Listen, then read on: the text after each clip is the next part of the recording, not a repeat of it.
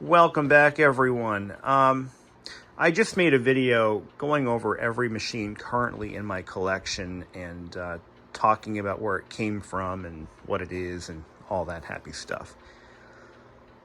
But I thought the Compaq LTE 5400 needed its own video. This is one of my favorite laptops from the time period where laptops went from a kind of a heavily compromised portable computing product to a machine that could be used as a daily driver.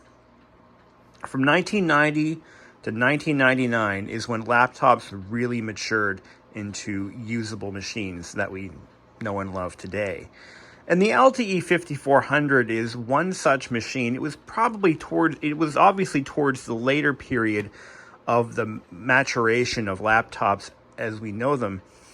And this was indeed a comfortable daily driver. You could own just an LTE 5000 series and be satisfied with that. Because it's hard to imagine a time where most people had two computers that they would use on a daily basis. They would have their laptop or their portable computer, and then they would have a full-fledged desktop. Because prior to the 90s, think of machines like the Zenith Super Sport or the Compaq Portable, the Portable 1, 2, 3, the myriad of portable computing products that were just super compromised.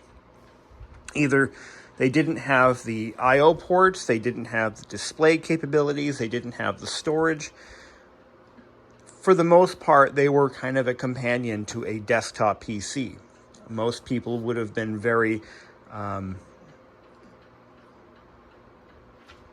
they would have felt very limited using just a portable computer. But by the mid-90s, we started to see full-fledged desktop replacement style laptops like this LTE with built-in multimedia capabilities and expansion dock capability. And by this time, they were offering hard drives in excess of 1 gigabyte, which was massive. You got to remember, desktops had 3.5-inch hard drives for the most part. To cram as much space onto a 2.5-inch drive required some additional engineering and technology. This laptop could have been outfitted in a very large number of ways.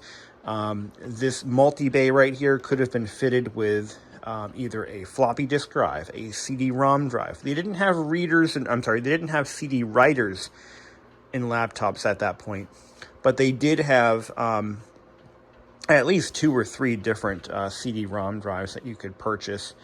There was even a zip drive module, I believe, and I know there was. I'm 99% sure there was an LS120 drive you could put in here. You could even put in a secondary hard drive. If you chose an additional battery for additional travel time. If you're on an extended flight and you need to be able to work in that flight, you could carry 2 batteries with you. I mean, you could even put in a blank or a weight saver, which was just a dummy block of plastic that would fit into this bay. The drive just slides right out like that. And this one particularly, I think this is the 24X drive. It doesn't actually say, does it? Oh, here we go. This is a 6X. That means it spins 6 times faster than a standard audio CD. If you've ever wondered what 6X, 24X, 2X, that's what that means. Manufactured in March of 97. So, there you have it.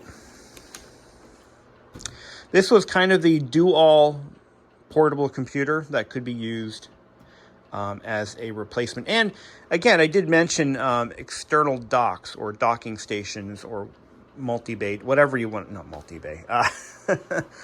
Docking stations.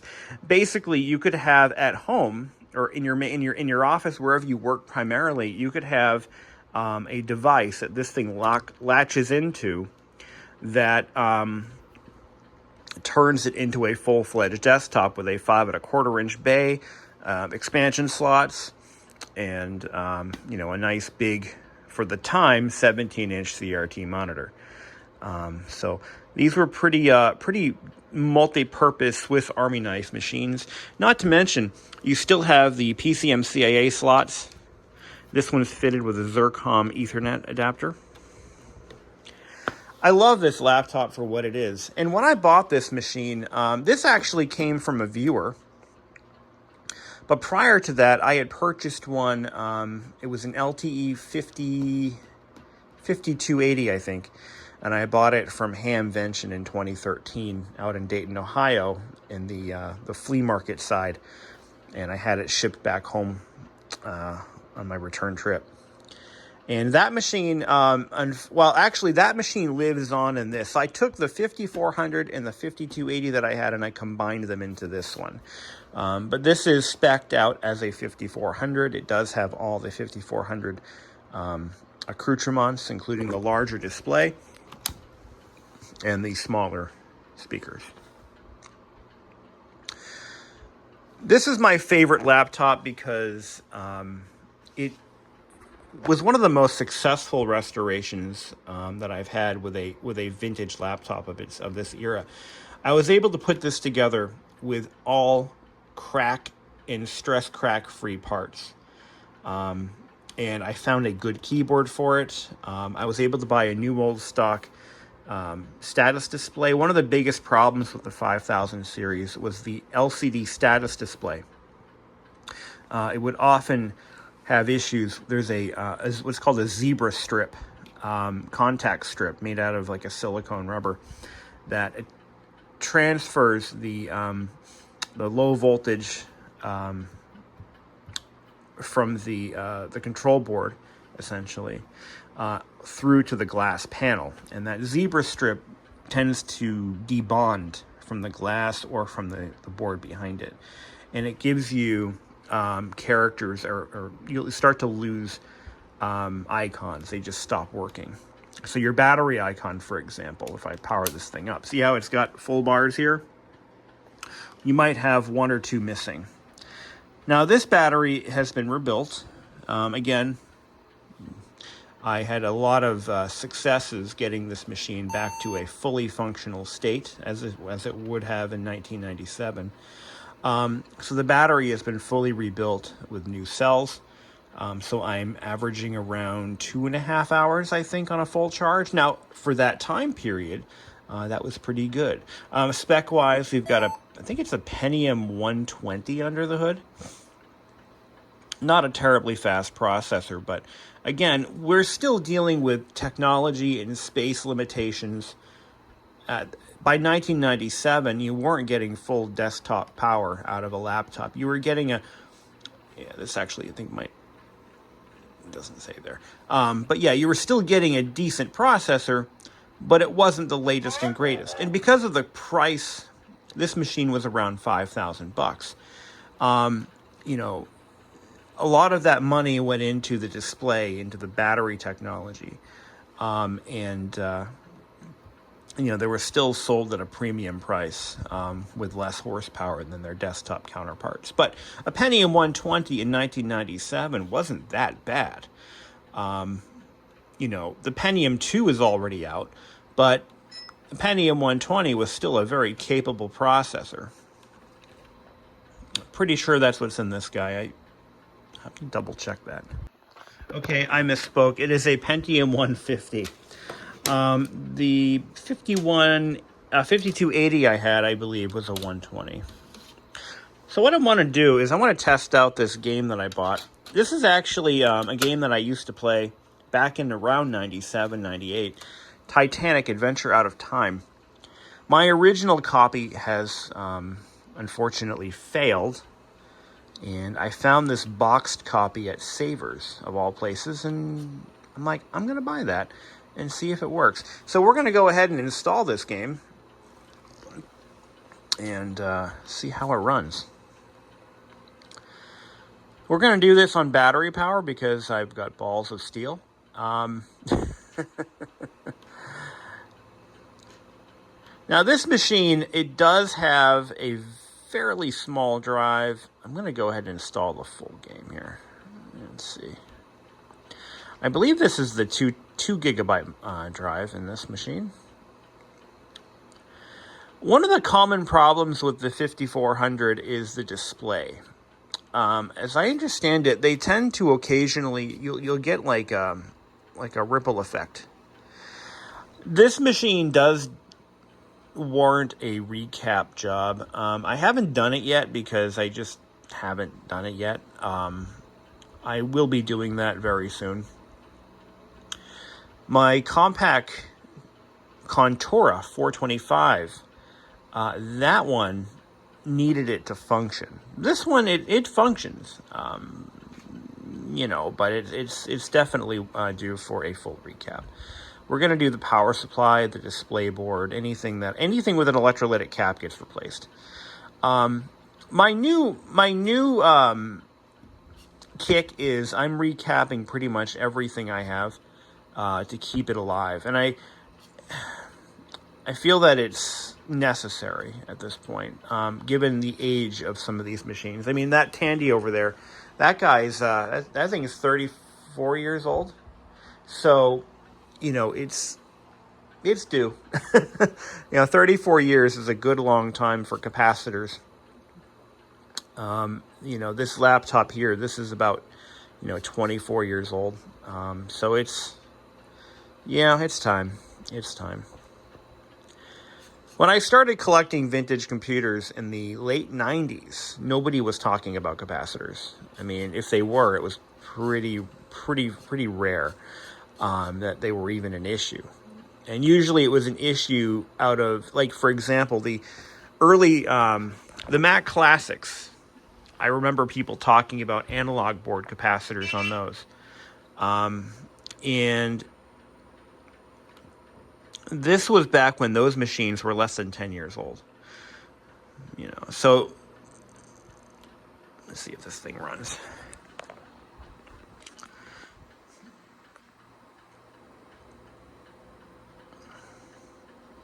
But yeah, 1997, this was pretty much top of the line.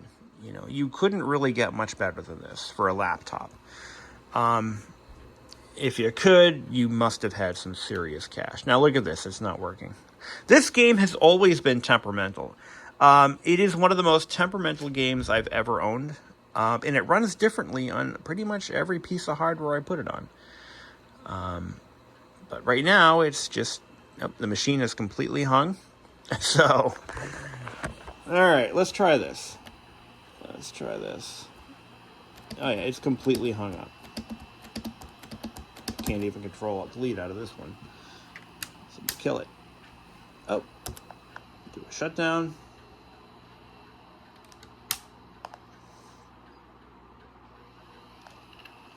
Let's see what happens.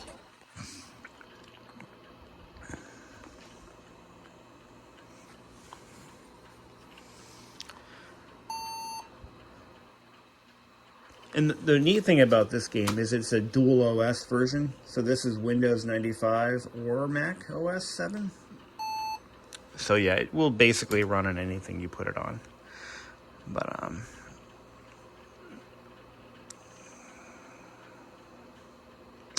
going to try to start it one more time, and then what I'll do if that fails, I'll reinstall it without the DirectX options. So it's possible that we could have some DirectX issues. It's always possible. But we're down to 4 out of 5 battery cubes. And, yeah.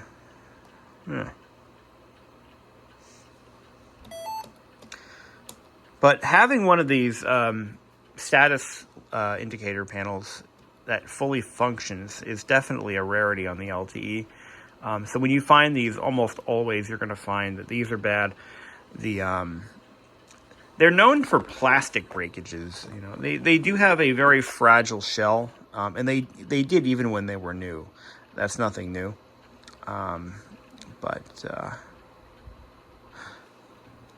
I turn my caps lock on. I'm waiting for it to. It's still on.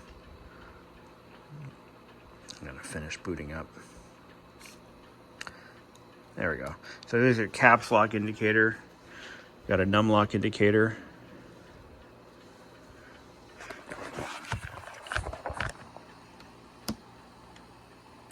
And scroll lock.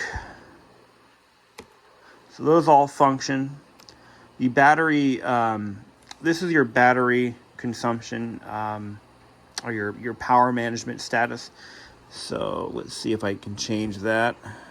You can see it. Yeah, I think we have a couple of icons out there. Sometimes you put a little bit of pressure on it. Maybe not. I do believe that there is there's an icon out. But that's totally fine. And yeah, when I powered it up, you'll notice there are two separate battery indicators or level indicators. So if you do have the optional battery in here, you'll see two batteries. Two battery status lights there. Let's try running it again. Okay.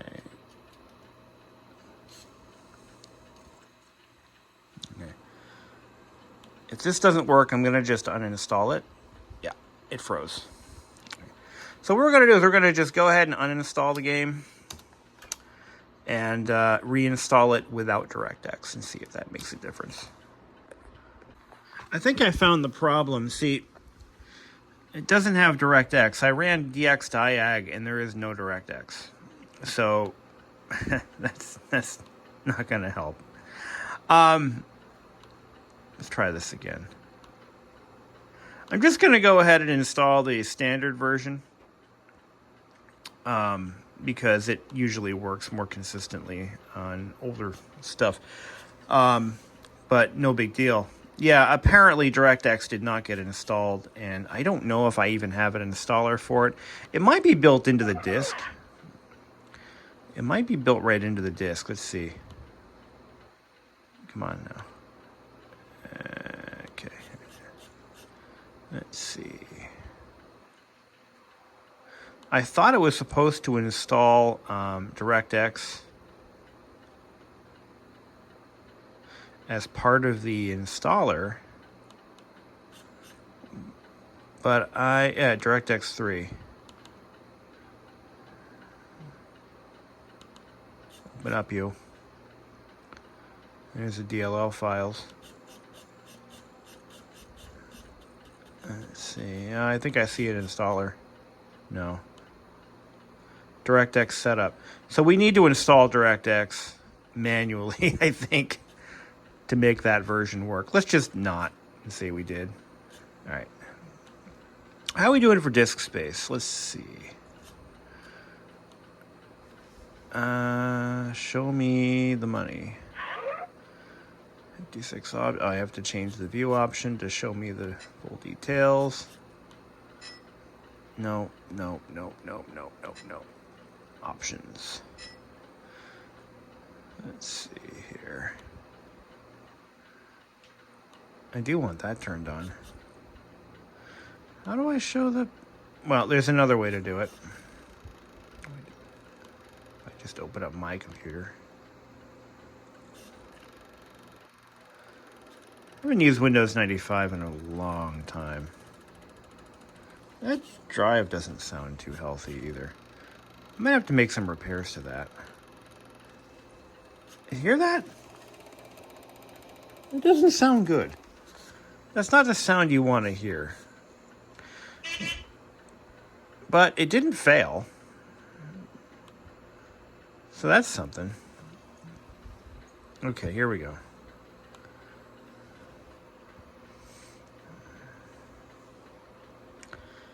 If you ever want to test your CD-ROM drive for stability, this Titanic game actually is a good choice. Normally. Oh, wants me to change it to 256 colors. Oh, fuck you. Really? This is what gaming was like, by the way, in the 90s. See, today you just grab your Nintendo Switch, your iPhone, whatever, whatever you use to game on. You just plug in the thing, flip it on, and your game plays. In the 90s, if you were into computer gaming,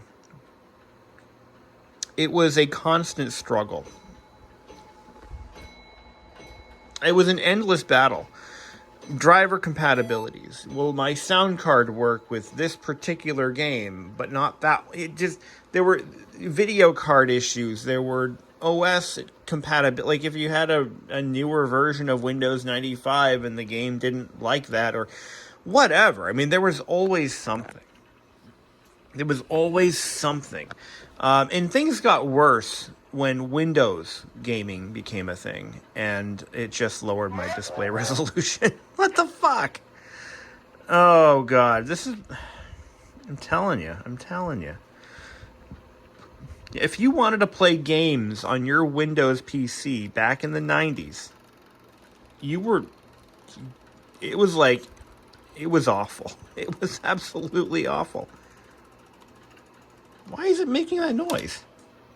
Oh, it's the disc. The disc is off balance or something.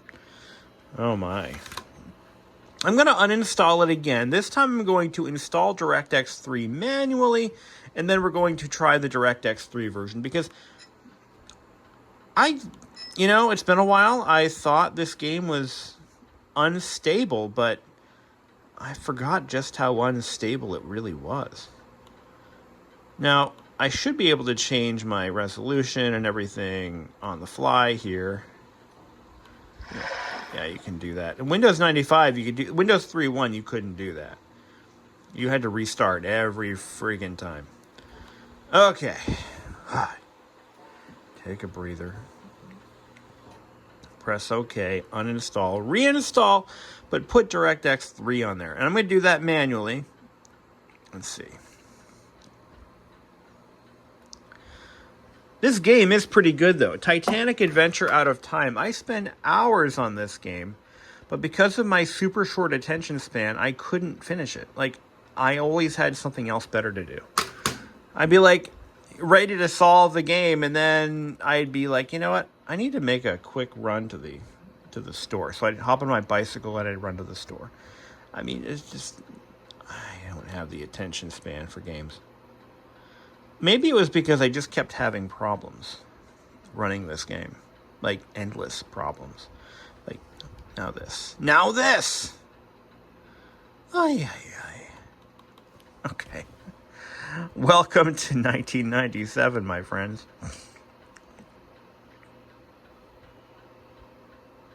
Fuck it. Oh, no, don't do that. Try me. Yeah, this disc is off balance, so it causes the drive to kind of make noise. Cute. Did you know that all it takes is for the label to be unbalanced? No, really. Let's say half the disc is printed, the other half is blank. Let's say there's it's supposed to look like a Pokemon ball or something. Oh yeah, that's all it takes. You can throw the disc out of balance that way. I don't think that's the case here. I just think it's a shitty disc. Yeah. Who knows?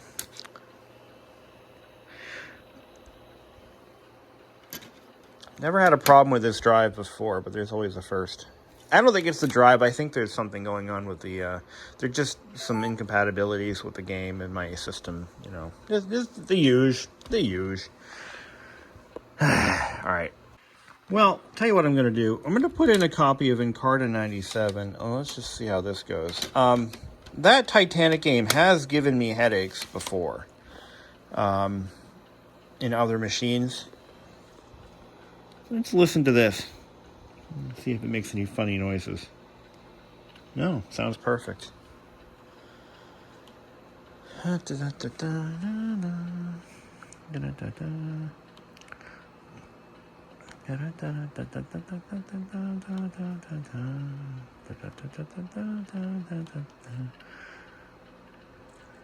running fine. Hear it spinning up? Yeah, totally fine. So I think that disc is potentially bad. It didn't appear to be dirty or anything unusual. It's not scratched. I don't know. I'll try it in another machine, and then we'll maybe. You know what? I have I can put it in one of my Macs, and we'll see how it goes. It is a hybrid disc. So let's see. Encarta 97. Let's learn about what life was like before the apocalypse.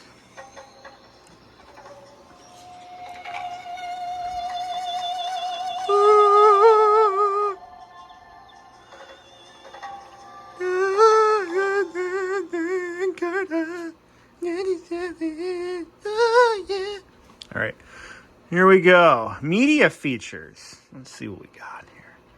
Media gallery. Oh, the best thing. Aaron Burr. Aaron Copland. Ooh, let's see what he sounds like. Hi, I'm Aaron Copland.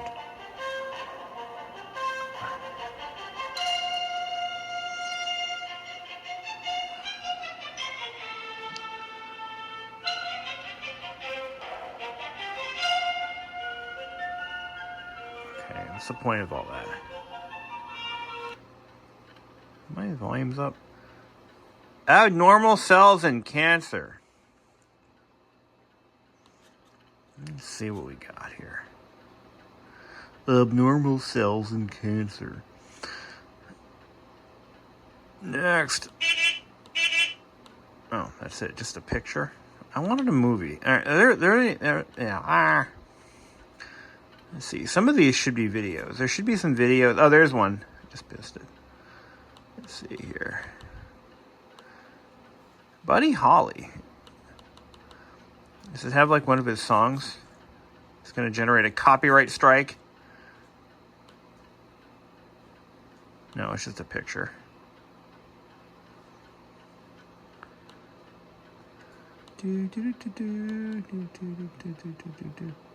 Folks, before Wikipedia, I should point this out. So, between the age of encyclopedia volumes and books and like massive quantities of books, we had this. This is our encyclopedia on disc. And if we were fortunate enough to have a computer at home, that was usually one of the very first titles that was purchased when you were a kid.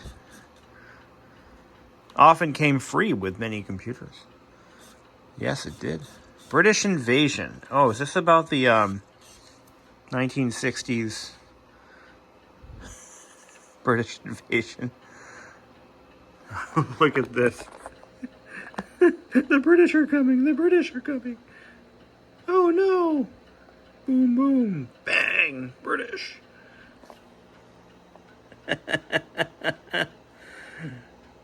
Yeah. This is how we learned about history in 1997. Bang, bang. Uh-huh. Bang, bang, bang, boom. Uh-huh. Anyway, fun. All right, let's go back to general articles here. How do we do that? Oops, close on that. There we go. Atlas, guided tours, interactivities. I don't want media features. We're going to close that. And we're going to go to subscriptions and more. You can subscribe to updates if you choose. Articles. I had a copy of Grolier back in the day, and you could actually choose custom themes, like graphic banners and color schemes. You could customize the dictionary however you choose. I think this one isn't so fancy. Features. Online features. Yearbook. Web links. Downloads. Encarta Online. See, the internet wasn't... It was like kind of an option. You know, the internet back then was like, okay, well, if you need more, you can get it online. Now everything is online. That's the key. That's a huge difference between then and now. And let's look up computer. But it was a completely different landscape in '97. I mean, you had the Cray supercomputer, of course. The internet was an accessory. Now the computer is just the means to the internet. Does that sum it up pretty well for some of you younger viewers? See, now the internet is just it.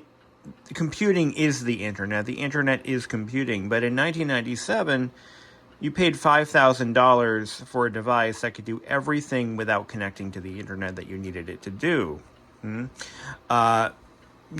It's more or less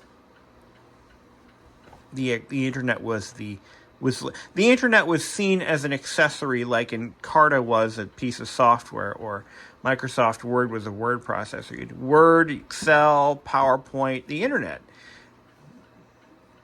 Make sense? But anyway, that's that. That was Encarta 97 in all its gonzo glory. Let's see what golfing was like. Oh, I've been wanting to try this. I bought a bunch of old games recently, and I haven't tried really playing any of them. Let's see if golf works. We know Titanic sank. We keep sending people down there to die. I don't know why. I don't know.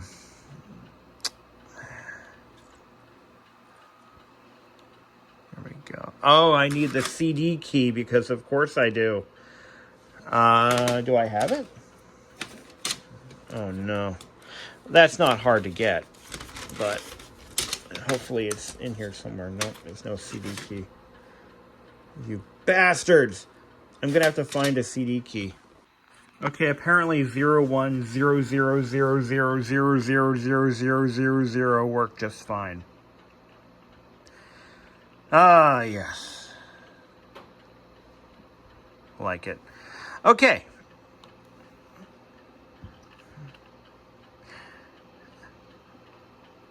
Typical, minimal, custom. We'll do the whole thing because we got disk space, baby. Mail.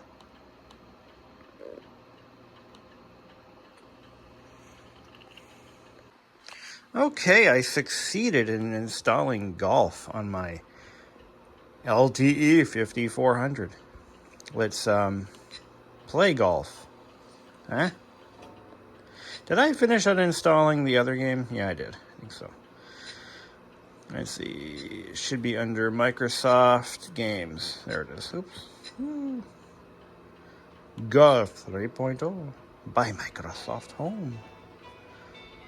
Oh, it's even got that cheesy 90s, soundtrack. Like you're about to watch a real estate presentation or something in a boardroom or something. New game. Actually, I think I have this album. Let's see. 18 holes. How about just computer players? Yes.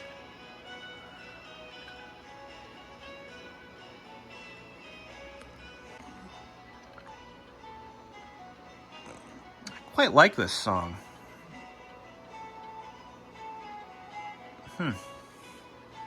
Little funny side note. There's a local TV station called WNDS in Derry, New Hampshire. And on Sundays, they would show things like, they would have like the entire morning would be filled with the local used car dealers hawking shitty cars with a terrible New England accent. Like, okay, we got this Chevrolet Corvette, 30,000 miles, only yours for just, and he's buy here, pay here, payment terms and shit. But sometimes they would do like real estate. And they would have new developments in the area, which would have been over 30 years ago. And they would show these houses and do walkthroughs, and they would play this. Anyway, let's play golf. I don't really play golf. My girlfriend does, but I don't. So, hey, maybe she'll have fun with this. Okay, let's play some golf. Oh, I love it. What am I doing?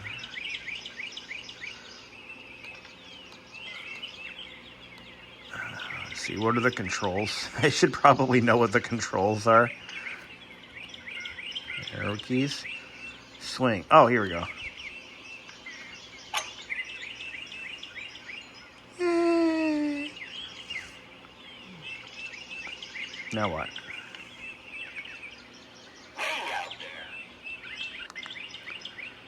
Having trouble with my swing. Okay, yes I am. I guess I am having trouble with my swing. I'm gonna use my 9-iron. There we go. Let's see. There we go. Right in the river. Oh, you bastard. Okay. There you go. Were there gunshots? What is this, Florida? All right. That was exciting. I gotta go mow the lawn now. All this grass and birds chirping makes me realize I need to get out there and mow that lawn. So, there we go. I don't want to save the game.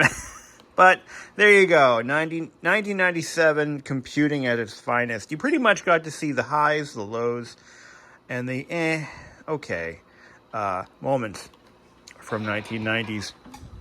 Computing with authentic hardware. We do not use simulators, emulators, or any emulators here on BBISHOPPCM's world. It's always vintage hardware or nothing at all. Have a great day.